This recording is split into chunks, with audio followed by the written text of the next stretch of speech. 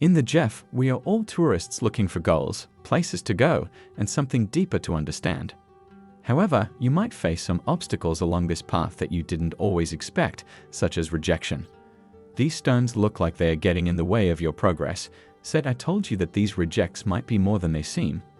What if we can find hidden secrets, valuable lessons, and the key to our own growth in the folds of rejection?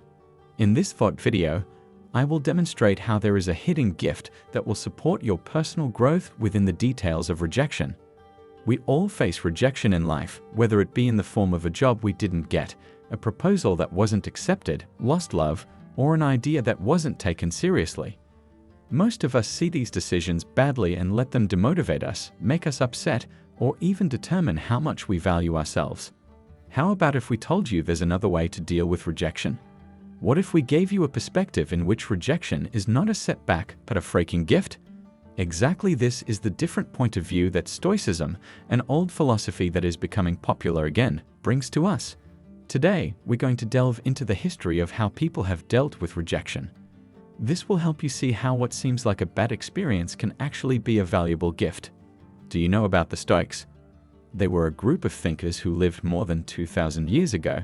Resilience, acceptance, and an understanding of the natural order of things are central to their philosophy.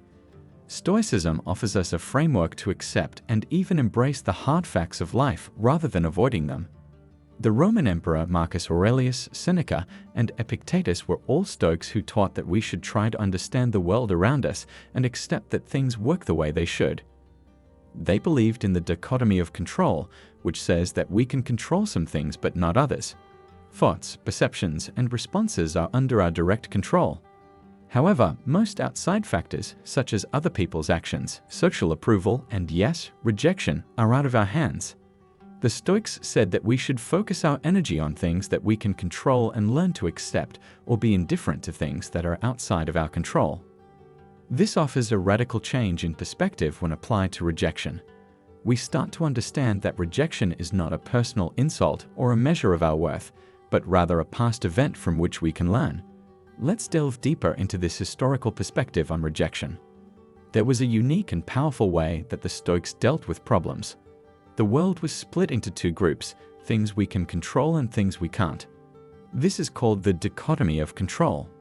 What then do the Stoics say we can control? We can only control our own thoughts, feelings, and actions. We have no control over things like rejection, the past, the future, other people, or events that happen besides us. The Stoics said that the first step in living a good and satisfying life is to recognize this dichotomy. They believed that we should focus our energy on the things we can change and accept, and be indifferent to the things we cannot. How does rejection fit into all of this? No matter what form it takes, rejection is an outside event. That which takes place does not happen because of us. We have no control over whether or not someone will reject our ideas, feelings, or efforts.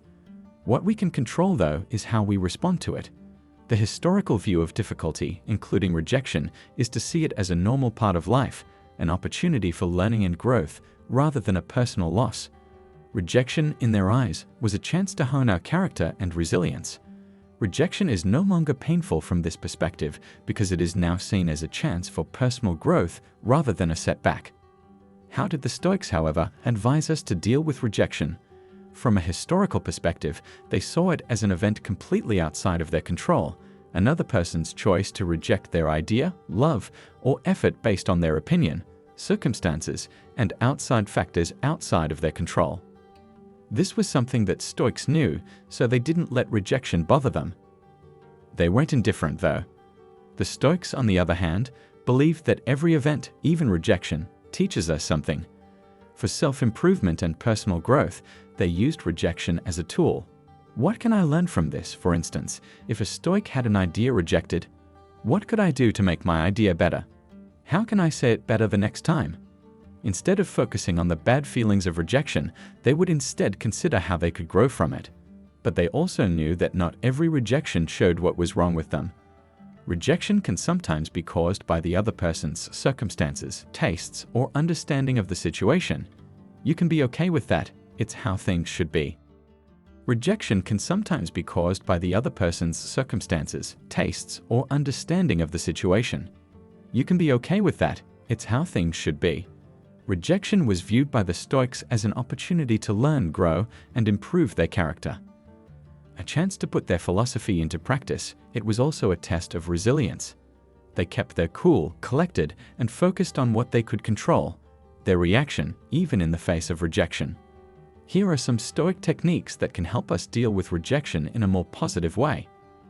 This brings us to the main question: why did the Stoics think rejection was a gift? Instead of seeing rejection as a setback or failure, they saw it as an opportunity, a gift that could foster personal growth, encourage resilience, and provide new opportunities. In the first place, rejection makes us think again about our beliefs, actions, or ideas. It makes us examine our actions, think about them, and ask important questions. Maybe we need to change how we do things, how we talk to each other, or how our ideas are developed. Someone famous who was a Stoic philosopher once said, "Hardships often prepare ordinary people for an extraordinary destiny." The second thing is that rejection makes us stronger. It tries our resilience and demonstrates our ability to deal with and get through difficult times. Marcus Aurelius, the Stoic emperor of Rome, said it so well: "The thing that stops you from acting moves you toward action. What gets in the way turns into the way." In other words, the obstacles we face, such as rejection, can help us grow. Rejection can also change our perspective. To sum up, it helps us remember that life isn't just about getting what we want, it's also about being happy with who we are. It tells us that our worth comes from our good character and ethics, not from what other people say about us. "Just that you do the right thing, the rest doesn't matter," said another well-known Stoic. Rejection can be a tool for self-development, resilience, and self-awareness, in essence. From this perspective, rejection really does seem like a gift, even if it's a difficult one, that can help us become better people. Ask yourself, what's the gift here? The next time you face rejection, rather than wallowing in your sadness. This small change in how you see things can have a big impact on your life, changing how you see and move through your personal and work journey. The obstacle is the way, as the Stoics said. Sometimes that obstacle is rejection, which can be a gift that leads you down a path you may not have thought of, but may have been meant to take.